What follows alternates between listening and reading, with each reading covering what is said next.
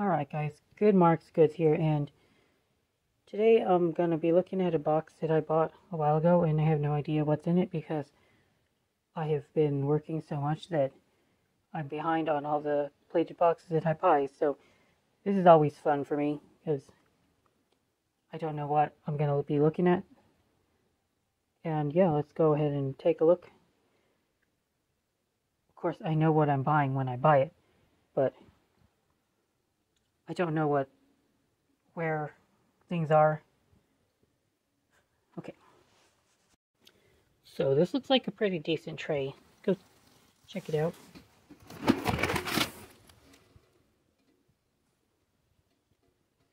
That's a symbol.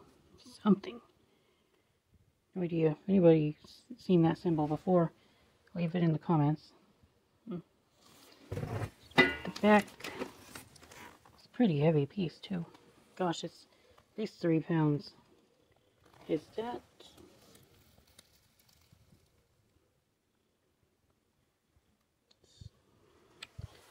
It's hard to take out. Look. Heirloom silver plate. Jostens.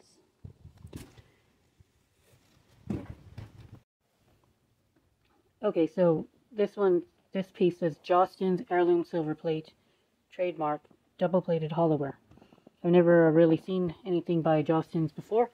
That's always nice to find something that I have not found in the past. That's how you learn a market, you know.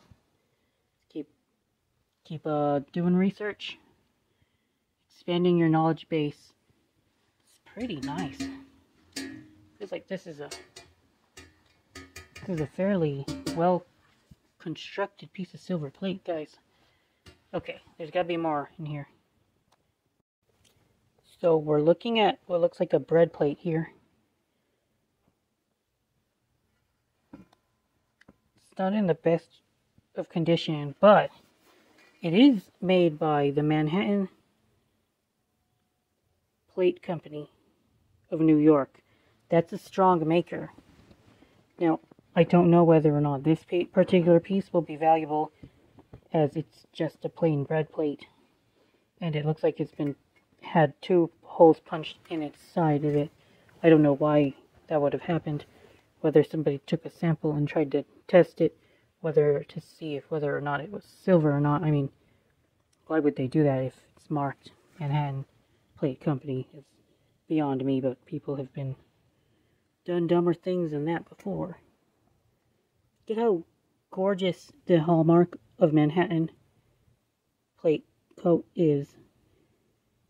I've seen plenty of silver plate hallmarks, but and logos, but this one's on the top 10 at least. Very stunning. I have to look up the market for Manhattan. I know that it's not that weak, but again, the piece itself is going to be a tough sell. Well, you never know. That piece was placed in between what looks like a vegetable dish, and unfortunately, they used tape to stick the pieces together, and I don't like that because you can easily pull plating off the pieces with the tape if you try to yank it off too quickly. So you gotta do it either slowly, or you've got to use some kind of alcohol maybe to try to nullify the adhesive. But it doesn't look like it's gonna be too hard. So let me get the vegetable dish freed up, and let's go look at it. Guys, I got the bottom freed right here, but the top still got plenty of tape on it. Yeah, I really do like to use isopropyl alcohol when it comes to taking adhesives like tape off of silver plate. It works pretty well, and it shouldn't damage the silver. Might end up tarnishing it more in the long run, but it's better than yanking the piece off and pulling the plating off. Now it looks like it's a Lorraine piece. Lorraine by Wallace. I've seen a few pieces by Lorraine of this pattern. It's not the most sought after pattern by Wallace, which would be Baroque, but it's also not a weak pattern either, so there could be somebody who would be willing to pay to have this vegetable dish added to their collection. But unfortunately, there is some damage on the bottom to where there is a dent right here. And I think that this is not a deal breaker to most people, given the relative rarity of this piece. So I like to sell a vegetable dish for 60 bucks. If it's in a good pattern, I'll go with 30 to 40 for this one. I'll be happy if that gets a buyer. Back to this mess that a Goodwill has bestowed upon me. So here she is in all her glory. Very beautiful, and I do love the toning, the patina on this piece. A lot of people don't like it, but I love tarnished silver. I do. I think it looks really cool. Here's the dent right here. Except on the back, it's a little bit worse than I would have liked. And when when metal of pretty much any kind gets bent out of place, you usually need to heat it up in order to repair it. And I don't have that kind of capability. But I'm not going to give up on it. I'm going to sell it at a discount. If it wasn't a relatively rare pattern, especially for a vegetable dish, I would just give up on it. But I don't think I need to do that. Just unfortunate that any profit that I would have seen in this piece has been dramatically decreased. It is what it is. But overall, very beautiful. Looks like I've missed a little bit of tape. I'll go get that in a minute. Overall, though, very beautiful vegetable dish. It just shows how far we've fallen when it comes to fine dining. We used to eat in so much elegance.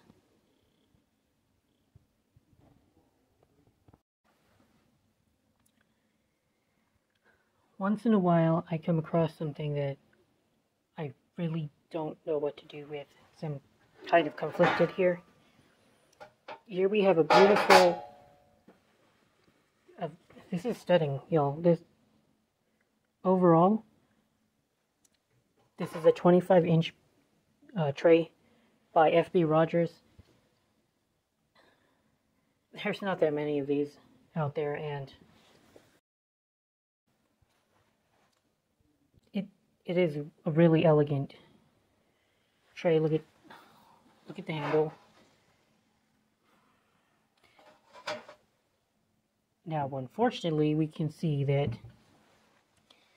there's plate loss, and you all can see this is a very copper heavy alloy that they used as a base metal. It's forming copper oxide, pretty much the equivalent of copper. If it could rust, we would call this copper rust. Since we only call iron oxides rust, then I think it's still rust. Kind of reminds me of how animals with copper instead of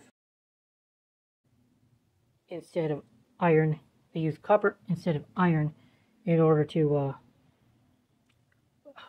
I don't know how that works, but their hemoglobin version uses copper instead of iron, so their blood would be blue. This is kind of a similar... Horseshoe crabs, there we are. Horseshoe crabs have blue blood. This tray is also bleeding blue. Not a good sign. could possibly wipe it off,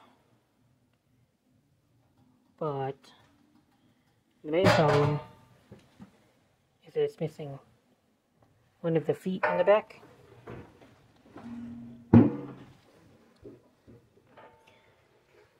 Now my question is whether or not it'd be worth. I would like to learn how to solder this back on.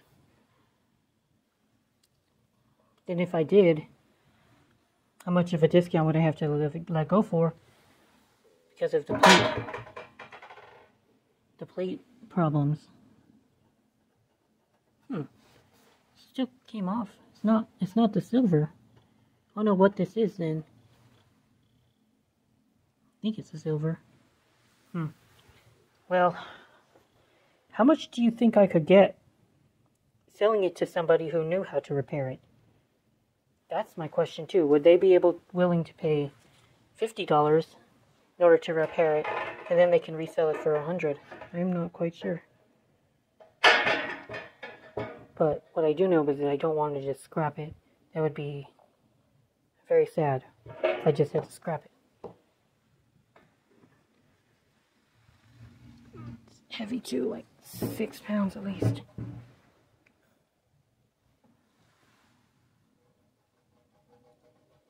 It comes off.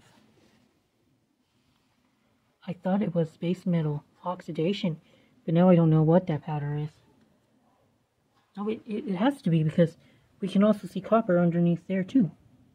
Let me try to give it a little polish and see what happens. So here's that section where I've been able to polish away a lot of that copper oxide. There's still some lingering around.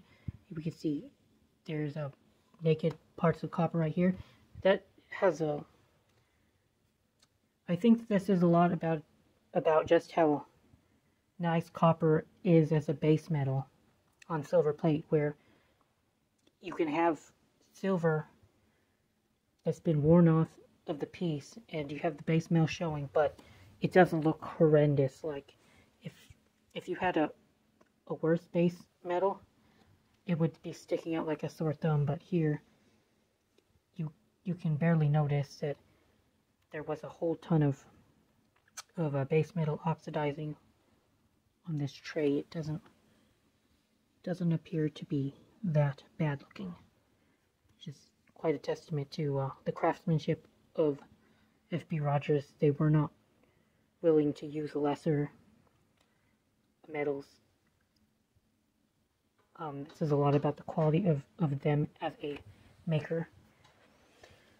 Now, here's the ultimate question. What am I going to do with this? As I see it, I have a 6-pound chunk of copper with possibly a half an ounce of silver plated onto it. That alone is worth something to me if I were to deplate it, but I just feel awful destroying this piece just because of a little bit of plate loss and one of the feet falling off on what is a perfectly clean break that if anybody could solder, they can repair it. So what I think I'm going to be doing is, there's two options. Keep it or list it.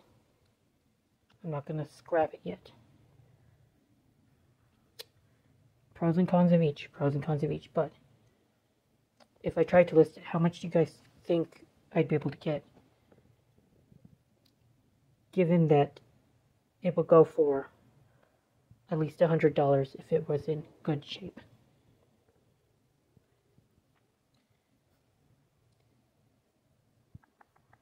I'd want at least 30.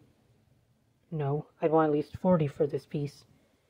Or I'd rather keep it myself and wait till I know how to solder. Wait till I have enough time to learn how to solder. So, anyway. If you guys liked this piece, I definitely do. Just a few random smalls from this box. Something for me here. I do like pieces like this. It's clearly quadruple plated. And it looks like we've got, what do we got here? Taunton, Mass.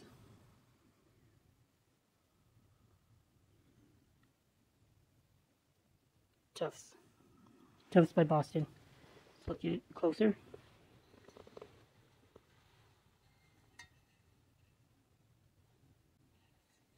It's very hard to read out this hallmark. This is very difficult. Usually much easier. Boston, Mass. I could barely read it, but made and plated, warranted by James A. Tufts, Boston, Mass.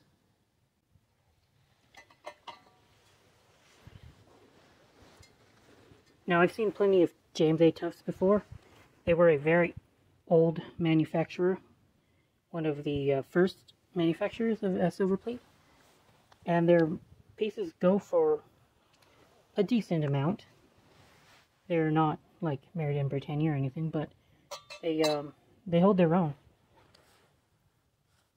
A random single piece by them might fetch $20 maybe. I don't know. Be worth looking into. Now this is a very weird piece because I wasn't sure what I was looking at first. Was I looking at sterling? Now if you saw this piece and thought it could be sterling, I wouldn't blame you. But I'm fairly certain. Look at this. What is this, guys? It's plastic. Feels like, and it's dark purple. I don't know what this could have been. Is this an ashtray? Ew. What am I touching? If that was the bottom of an ashtray, why did I touch that? This is probably an ashtray, huh? Gross. Anyway. It's unmarked. It is unmarked. So. And they probably did include this to for easy removal of ashes, I guess. Just pop that off. Your ashes are right here. Rinse it off. I don't know. What was the point of this, guys? Y'all can help me out a little bit. I think it was an ashtray. Anyway, here it is. Very pretty. Unmarked. I would have thought that it was sterling silver, but it's way too heavy to be that. Yeah.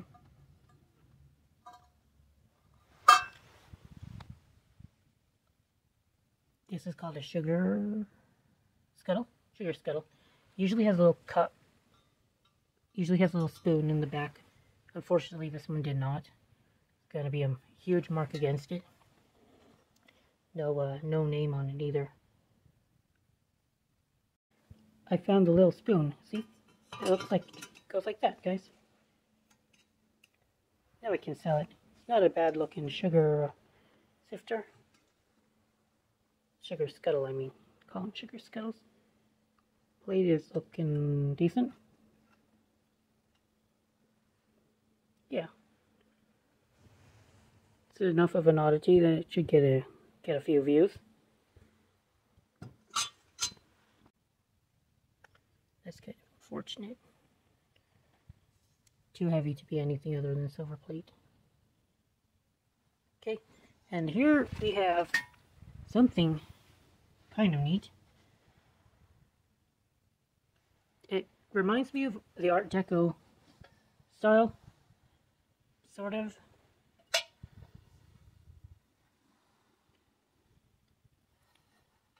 And we are looking at what I believe to be Wilcox. Wilcox Silverplate Co. International Silver Company. Again, it's hard to make these sales of individual pieces because people want sets, and this isn't exactly a famous pattern, but if somebody wants a teapot, maybe it will belong in their decor, and you could get maybe $20 for it too. Alright guys, that's it for the box. some other random smalls. This worthless, what I believe is worthless candle holder from Pottery Barn. A couple goblets by International Silver Company. Nothing amazing to write home about. This one's unmarked. And a couple treves. That's it for the box, guys. Thanks for watching. Good marks, goods out.